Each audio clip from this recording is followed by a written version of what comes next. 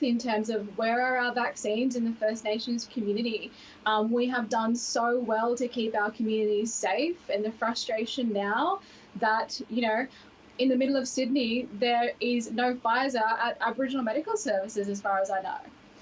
Oh, that is concerning. Amy, I want to bring you in because this is really has had many political dimensions too. There was a fear at the start of even using the word, it seemed, from the New South Wales leadership, the word lockdown. Now we're going into what is a potentially extended lockdown. And the Premier today being super clear about her view that you can't live with Delta if you're unvaccinated. Has there been a real shift?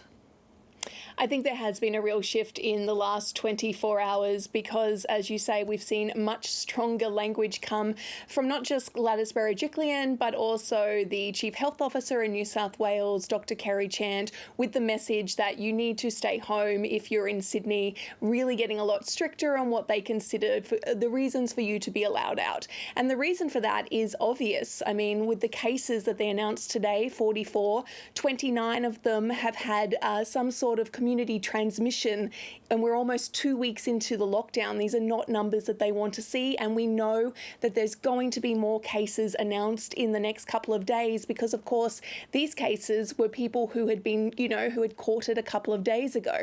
So that is the problem. I mean, New South Wales obviously has its own political reasons for why the lockdown has been such a touchy word, but I think when you consider what they're dealing with, there is no other choice at this point. Yeah, Ali, it seems that there was division, or maybe there continues to be division in the New South Wales Cabinet in relation to whether you can live with Delta, whether a lockdown should just keep being extended, how to manage this issue. Gladys Berejiklian seemed to be sending a really strong message, not just to Sydney-siders, but actually to her own Cabinet today, that she's going to take the health advice of Kerry Chant. And she does not think, unless there's a much higher rate of vaccination, you can actually live with the Delta strain. Was this the sort of hardest language we've heard from her, in your view? Oh, look, absolutely. It's the strongest language I've heard from the New South Wales Premier this whole COVID outbreak, I think. I'm a Queenslander, so I always hesitate to comment on anything New South Wales related. But, of course, it did seem even from afar that there was a hesitancy at the beginning. And I think the Premier's language today was much clearer. But I think, again, what it shows is unless we get our act together as a country around this vaccine and we get the vaccine numbers up, this is how we are going to live for months and months to come. And consistent messaging from the highest levels is going to be so important. But really, it's all down to getting those vaccines into people's arms. Yeah, and really even getting them into people's arms, it'll take some time before you get to that critical mass. Teela, the New South Wales Premier again hasn't really held back. She's been pretty clear that it's about vaccination and it's about supply, and that she didn't have any control over that part of the equation. It seems like when it's a Liberal Premier putting the pressure on, things are getting quite serious, and she's not, she's being polite and diplomatic, but she's also making it quite clear. How much is this being seen as kind of a federal government responsibility? Because maybe we would still be having actual lockdowns even if we had higher rates of vaccination. Well, we should remember that this has always been a federal government responsibility, and they have not shown any leadership on this particular issue. The supply of Pfizer and the vaccines in our community, our Prime Minister has been completely absent from this narrative, and a lot of the responsibility has fallen onto the premiers of different jurisdictions. We know that the National Cabinet met this week, and I think again today, and what the piece of the puzzle that is missing from that is First Nations voices on how our vaccine is going to be rolled out across our communities, in particular in New South Wales, where we are now facing the highest risk we have ever faced since the beginning of this pandemic. are facing First Nations peoples right now. And I think, Patricia, what it does emphasise from a First Nations point of view, the real critical importance of First Nations voices having a say in decisions that affect us. And that, comes back to enshrining a First Nations voice as called for in the Uluru Statement from the Heart. The federal government need an obligation to hear us and to see us. And we're not just communities that are remote or regional. We are here living among Signisiders right now. And I just think we really need to make sure that from here on out, that First Nations are a priority in this. Yeah, Teela, the Prime Minister actually mentioned that the outbreak in relation to the mine, which had spread to, miners going home to other parts of the country, and it was a really big threat, obviously, in the Northern Territory, had been brought under control, which is good news. But that was like a real focus on remote communities, wasn't it? I know you've been concerned that urban and regional Aboriginal communities have kind of been ignored in that conversation as we, and I'm no doubt guilty of that too, focus on the remote communities. Yeah, look, I think the centering of First Nations communities as only being remote really neglects the fact that so many of us, and the majority of First Nations peoples, live in Sydney and in New South Wales, and we simply are not getting the messaging cutting through or the delivery of health services at such a critical stage right now. And we need to remember that, we are living here right now. We need that. We need the emphasis on First Nations communities. We need the delivery of vaccines. We need to ensure that New South Wales and Sydneysiders, First Nations communities are taken care of, because right now they're getting left behind. Have you been vaxxed at all? Have you had access to a vaccine? No, personally, I tried to check in, tried to get a Pfizer shot, called the local AMS, not available, tried to get into a mainstream service provider, have finally got a future date at the moment to get my first jab. And, there's such an inconsistency between jurisdictions. Down in Victoria, there's an amazing example of community-controlled health with Victorian Aboriginal Health Services, where mob can walk just in without an appointment. Here in New South Wales, there is completely no messaging or availability of our vaccines. And it's a real concern in terms of our health must be put first. The community conversations right now are about NAIDOC and the importance of NAIDOC Week and celebrating First Nations communities, and we just can't do that unless we put our First Nations health first. Yeah, of course, because this is actually a really dangerous disease, which could, of course, really have devastating impacts on Aboriginal people in New South Wales. Thank you for making that point. Amy Remeikis, I want to bring you back in just to talk about today's controversy. Help me out here, because today's controversy began with the idea that we were going to have like a flood of new Pfizer. Then it was clarified and then double clarified that what's actually going to happen is that we will get the September supplies in August, so we'll get it earlier, but overall this year, we will still get the same Pfizer supplies. Am I right? That's pretty much it. It's almost like by spinning it out, they've just created a controversy, which means that people don't have trust in what they say. If they had just stuck to the facts, which is we're getting some doses a little bit earlier, it is not going to instrumentally change the program. We know that. We know that under 40s aren't going to be eligible to be vaccinated anytime sooner at this point. We know that the doses which are available, which there is a little extra, but it's only a little, it is going to get us over the bump, because we know that the states were about to run out of Pfizer, and with what's happening in New South Wales at the moment, that is not a situation that you want to consider. You want to get people vaccinated as quickly as possible. But once again, by trying to spin this, by trying to put out the best possible version and not give a lot of detail, they've just created a mess that they've then had to go in and clean up. I mean, the Prime Minister today with like, oh, I never said that it was additional doses. Well, just lay it out simply. That's all people are asking for, just simple messaging.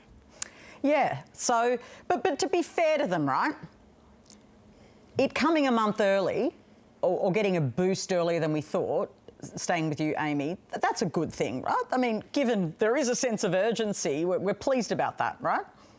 Well, of course we are, but is that being fair to them, or is that stating the facts? Like, well, that's the fact. Is that no? I'm just trying to interrogate the facts. Actually, yeah, no. Is that a new fact today?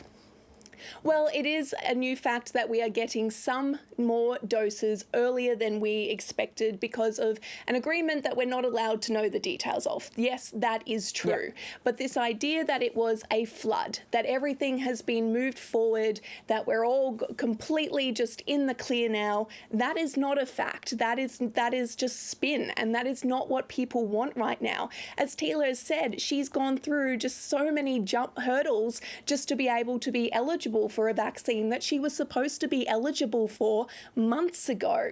People just want messaging on this. I mean, I've just had to do a timeline on how many different messages we have had over the vaccine program since February, and it ran to almost 4,000 words in the original version because we just keep getting spin, and people just need the facts. That's it. Just give us the facts. I agree, the facts. And the facts are we're getting some early, but the same doses from Pfizer for 2021 by the end of the year.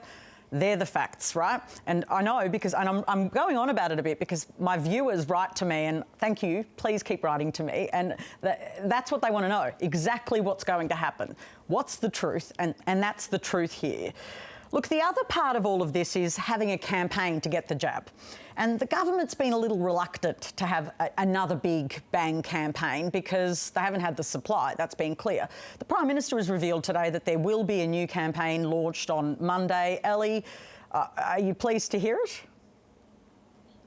Yeah, look, of course, I'm pleased to hear that there is going to be an effort to educate people with the facts. But I am so relating to Amy's clear frustration in the need for clear messaging. So if there is a campaign that is being launched on Monday, great.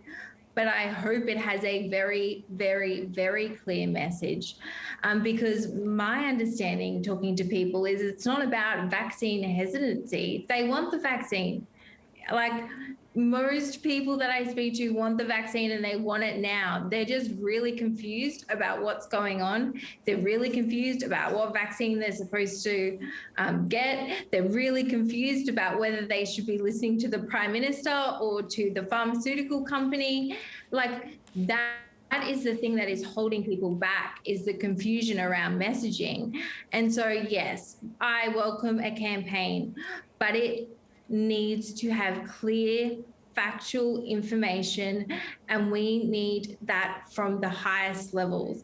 There's no point putting the facts out there if you're going to top it up with some extra fluffy nice spin that just confuses people from the facts to begin with. That is what people are incredibly frustrated about. Tila, this campaign will come out on Monday. I'm intrigued by, who's in it, what's in it, what it looks like and how it tries to convince people because of all the mixed messages that we've heard and kind of the advice that's changed on AstraZeneca. We've got so much supply of that, for instance, but not enough of Pfizer. What do you think the campaign needs to do to be successful? I really think that, we need to be conscious about language and how our communities respond to, a particular one-size-fits-all. So, for example, what we saw and why First Nations communities were so successful without the vaccine and shutting down our communities was that the messaging was coming from community-controlled organisations, from people who look like them.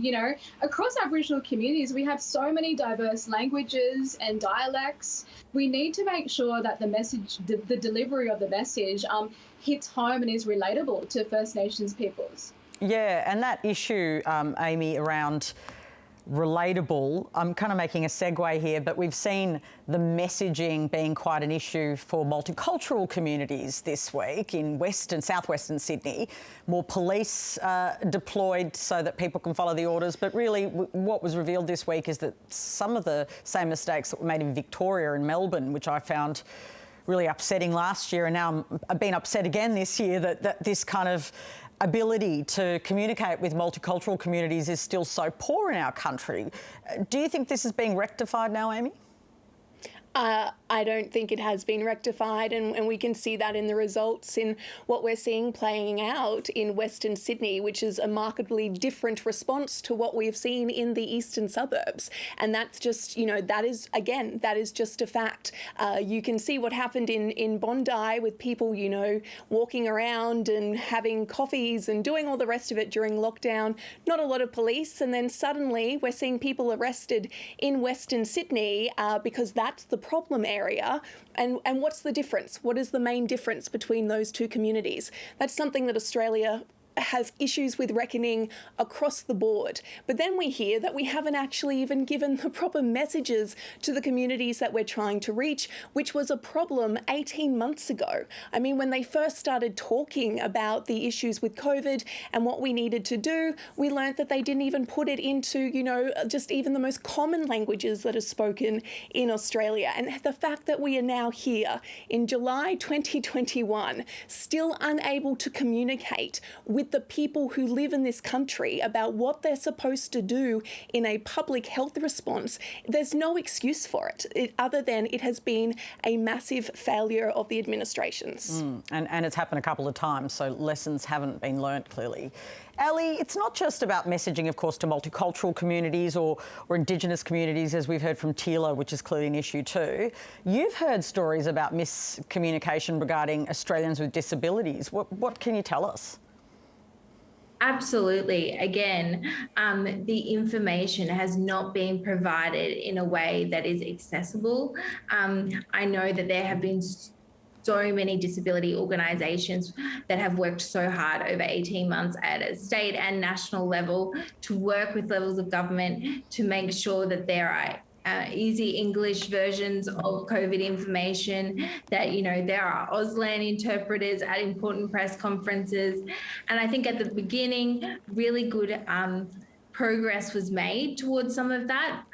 Even things like working with police to ensure that if they're clearly interacting with someone that might have an intellectual disability and not understand what restrictions mean or not understand how to wear a mask, actually providing them that information in a way they understand is more helpful than just dishing out a fine, because you're going to find them there in the same place tomorrow again because they don't have the information.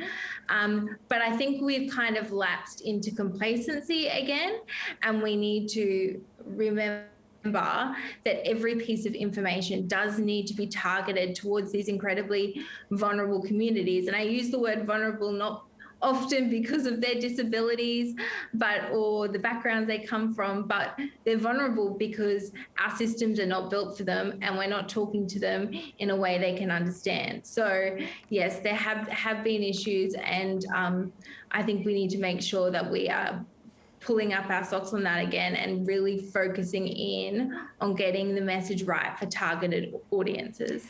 Ali, just staying with you, the federal and the state disability ministers are meeting today discussing proposed changes to the way to assess the practical and financial needs of people under the NDIS. What changes are on the cards? Look, these are fundamental, huge changes that will completely redefine what is a world-class scheme.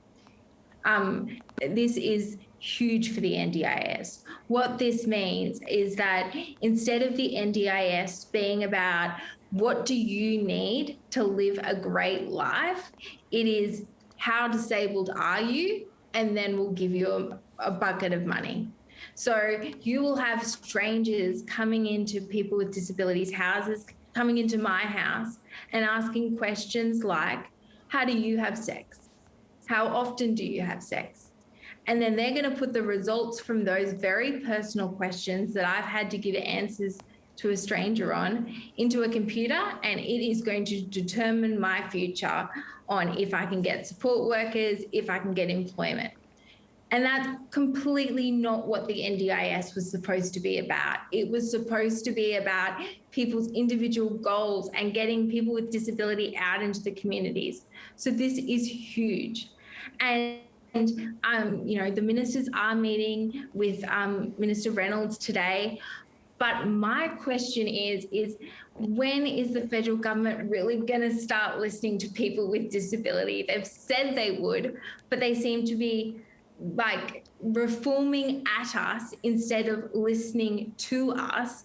And they need to stop and actually recalibrate on this and listen to us, because this is completely going to change our lives. Look, thank you for your contribution on that, because I don't think people would have necessarily known about the scale and how important that meeting was and what they're looking at. But just before we end the show, I just want to talk about something else that happened this week that usually would have been the biggest story all week. But, you know, we've got COVID to deal with, don't we? Early this week, former Liberal MP Julia Banks revealed some really startling stories about her time in Parliament House, and says a male colleague, a cabinet minister, in fact, inappropriately touched her. She says Canberra politics felt like stepping back in time to the 80s. And look, I've been there. It was like the 80s, but not in a good way, not with good hair, just with all of the bad parts of the 80s. If I can just bring you in, Teela, does it surprise you to still hear these revelations that a woman of kind of her experience would have been facing something like this? You know, you often think, oh, it just happens to younger women who can be preyed upon, but it does say something about the culture, doesn't it? Certainly says a lot about the culture, PK. And look, unfortunately, it doesn't surprise me. These issues happening in the highest houses of power in our nation, it's concerning, but honestly, these days it's not shocking. Sexual violence has always been a part of the colonial project in Australia. If you have been listening to First Nations women speak to these issues now for generations about what they are experiencing in the community, we know that they have been live issues. And what is most heartbreaking, I think, that we're talking about these issues and no one is held to account. You know, people who are accused of these kind of conduct are still carry on with their jobs. And so I think we really need to rethink about our values in our society. We really need to ensure that we listen to First Nations voices, because First Nations women have tried to put these issues on the agenda for so long. You know, just at the end of last year, June Oscar, the Social Justice Commissioner, wrote an incredible report of First Nations women's voices and about their experiences with violence and colonisation and invasion in this country and domestic violence. And she not only spoken about it and put, you know, the words of First Nations women into that report, but there was a very clear agenda in that report on the priorities of what should be done. And those priorities are not about at all creating coercive control laws. They're about putting power back into the hands of First Nations women. The Social Justice Commissioner called for a national action for First Nations women to have a collective say on these issues strategically. And also, I think on the backlog of this conversation that kind of it seemed to come up into the national consciousness with the Marches for Justice is the fact that, you know, continually now with the National Action Plan, it seems as though First Nations women are not at that decision-making table at all. We saw one of our leading community organisations, Jura, being missed out on that. And so it really does ring home that these aren't just cultural issues in and of themselves. They're systemic issues. They're systemic issues because these are systems in place that enable the powerful and the privileged to get away with this kind of conduct.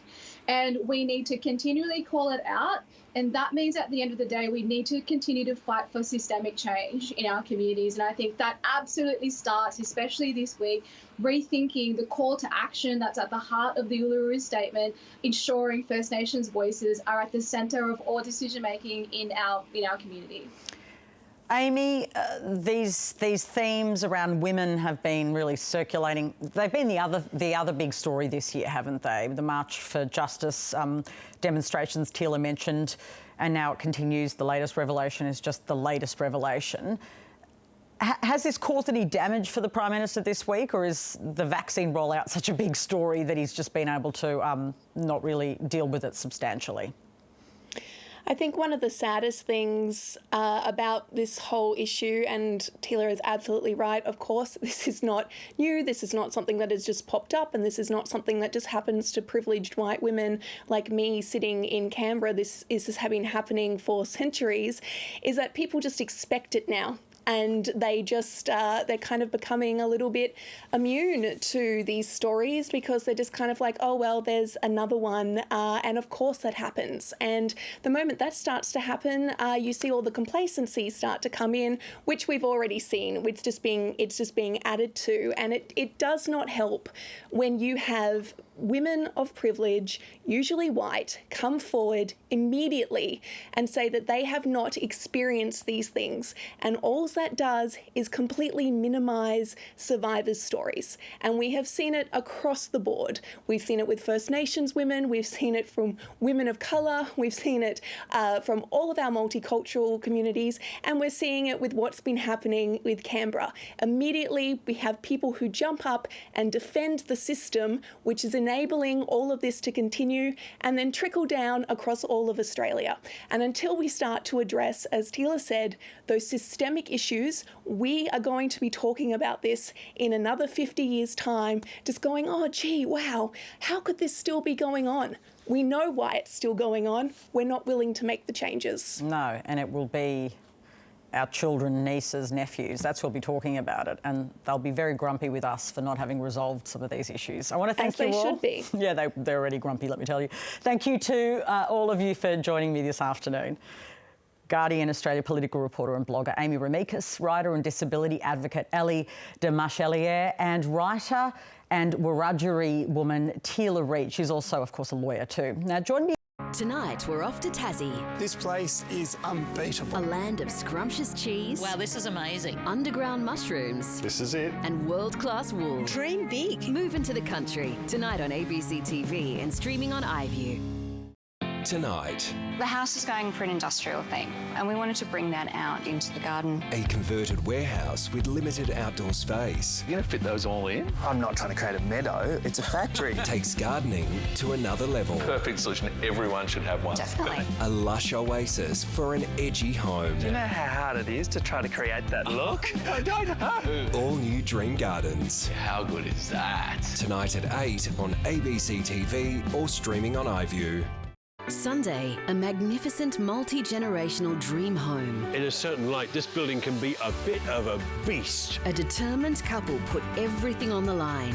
Try splitting off more than I can chew. I've never done it. I don't know what I'm doing. Battling weather and a global pandemic And we're just really unsettled at the moment. to give their family the best that they deserve. It just seems like you're going to wake up and it's all going to be a dream, really. All new grand designs, Sunday on ABC TV and streaming on iView. It is my story. Far away from my other life. I made a lot of film. I became famous with my own culture. My Name is Gulpilil, Sunday 8:30 on ABC and iView. She's the international model who's made headlines around the globe. Wang Cho, welcome to 1+1. Her early life. It wasn't a safe place to grow up. We landed and had to learn a whole new culture. Coming out. I'm pansexual. Same. I didn't process how people would take that. Life is worth more than people's words. And how she's shaping her future. There's a lot of positivity in being visible. Courtney Act's 1+1. Monday at 8 on ABC and streaming on iView. Today, Sydney's growing coronavirus outbreak. 44